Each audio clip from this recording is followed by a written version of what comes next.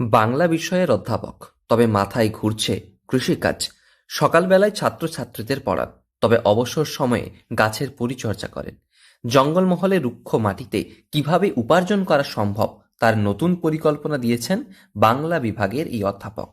পঞ্চায়েত সমিতির সহযোগিতা নিয়ে জঙ্গলমহলে 14 একর জমিকে তৈরি করেছেন বিশাল এক বাণিজ্যিক ক্ষেত্রে।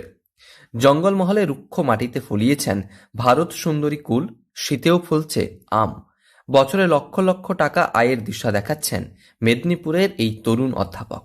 প্রজেক্ট করার মূল লক্ষ্যই হলো লাল মাটির এই যে জঙ্গলমহলের কয়েকটি জেলা, এখানকার একটু কৃষিকাজে ইকোনমিক্যাল চেঞ্জ যাতে আসে, মূলত প্রথাগত চাষের মাধ্যমে চাষিদের যে জীবন এবং জীবিকাতে অর্থনৈতিক দুরাভাব রয়েছে, সেখানে প্রথাগত চাষ থেকে বেরিয়ে এসে যদি মডার্ন এগ্রো ফার্মিংয়ের মাধ্যমে হর্টিকালচারে শিফট করেন চাষিরা।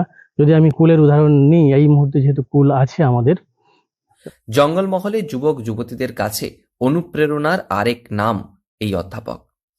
জঙ্গলমহলে লাল অনুর্বর মাটিকেও করে তুলেছেন সুজলাং সুফলাং।